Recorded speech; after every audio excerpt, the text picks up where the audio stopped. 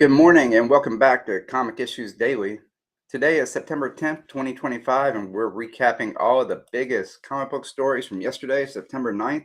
And our top story today, DC's Absolute Batman Volume 1, has officially broken into BookScan Top 20, putting DC's largest line right alongside manga juggernauts in the wider book market. We'll also talk about new Marvel Legends figures, Superboy taking command of Warworld, and multiple reprints hitting shelves. Omni's latest preview, and even a Green Lantern spinoff in development. Let's get into it.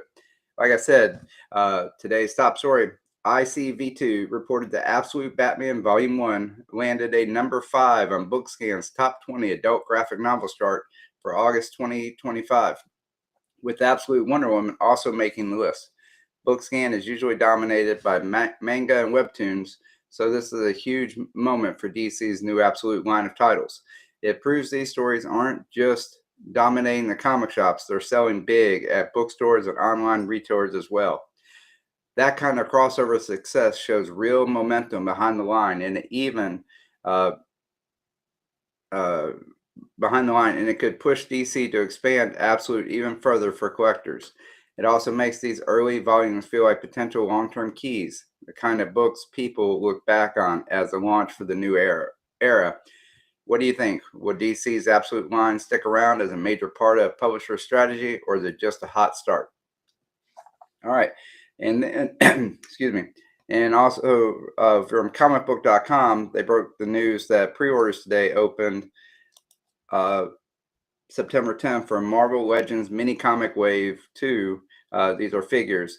This wave includes Rachel Summers as Phoenix, Farrell from X-Force, Astonishing X-Men's Beast, Yelena Belova's Black Widow, Silver Surfer, and Shadowland Daredevil. Each figure will retail between $25 and $28 and comes packaged with its own mini comic. The first wave sold out fast, and adding a comic to the package creates the perfect cross-collection hook. These could move just as quickly, especially if they are retailer exclusives. Are you planning to pre-order any of these? Which Marvel Legends figures is your favorite out of this lineup? All right, and then also from comicbook.com, they cover a big twist in the Adventures of Superman, the Book of L #1. Writer Philip Kennedy Johnson and artist Scott Godwinski show Superboy stepping into a shocking new role, the ruler of Warworld. After Superman's earlier victory, Krylux falls and Superboy claims the throne, turning him from a side character into a major galactic powerhouse. This kind of story is exactly what expands the Superman mythos. It puts Superboy in uncharted territory, and if DC keeps him in this role, it could reshape how he fits into the larger DC universe. Do you think Superboy works as a cosmic leader, or do you prefer him back in a supporting role? All right, and AIPT Comics reviewed Adventures of Superman, the Book of L #1, and called it epic and cinematic. They praised Johnson's balance between the intimate moments in Smallville and the mythic scale of I'm a little tongue-tied at this point. Warworld. Golinski's layout, particularly the big double-page spreads, give the book a movie-like feel that matches the tone of the story. The strong critical reception reinforces that Book of L isn't just a filler series. It's shaping up to be a defining chapter in DC's 2025 lineup. Positive reviews like this often push first issues into reprint and make earlier copies more collectible. Have you picked up Book of L1 yet? What do you think of the art and the storytelling? All right, and from Bleeding Cool's latest PrintWatch report, reports that several Marvel and Image titles are heading back for second printings. Marvel books include Imperial War Black Panther 1, Planet She-Hulk #1, Ultimate Spider-Man 20, Doom 2099 #1, and Mortal Thor. From Image, James Tynion IV, Exquisite Corpses 2 and 3 are also going back to print after selling out.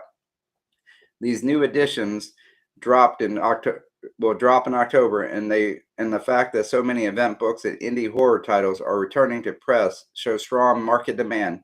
For collectors, second prints can sometimes hold value when they have unique covers. Do you chase second prints and variants, or do you stick to first issues only? All right. And also, Bleeding Cool has reported that DC is running additional printings for Absolute Superman number 1 through 9, Absolute Martian Manhunter 1 through 5, and Superman the Kryptonian Spectrum number 1. The Kryptonite Spectrum issue is in particular has caught attention for its Kaiju Superman storyline and will be back in stores for September 24th. With fresh covers with a special Jay Lee variant.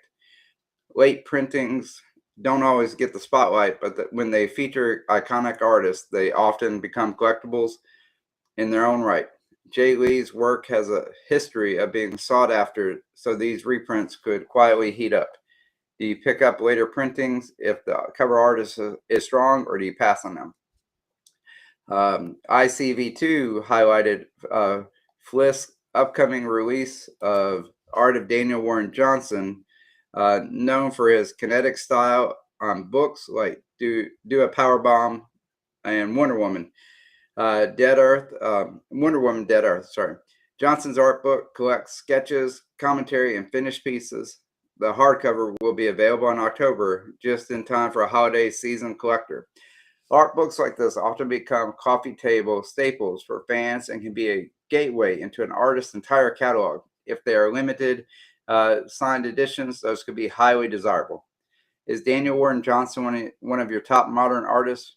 Would you add his art book to your collection? And ICV2 also gave readers a first look at EC's Outlaw Showdown number 1, an October one-shot from Oni Press. It's an homage to the pulp-inspired horror and violence of classic EC comics, and Omni is likely to offer retailers exclusive and incentive covers. These kinds of one-shots often slip under the radar, but with the right buzz, they can become sleeper hits. If orders are low and interest spikes, early printings could get hot fast. Do you keep an eye out for indie one-shots like this, or do you stick with the big two? Dark Horse and Image. Dark Horse and Critical Role are teaming up for a box set collection of the Mighty Nein original or origins. ICV2 reports suggest that this set will come packed with extra dossiers or behind-the-scenes tie-ins and critical roles. Hold on just a second. Let me expand my notes. Okay.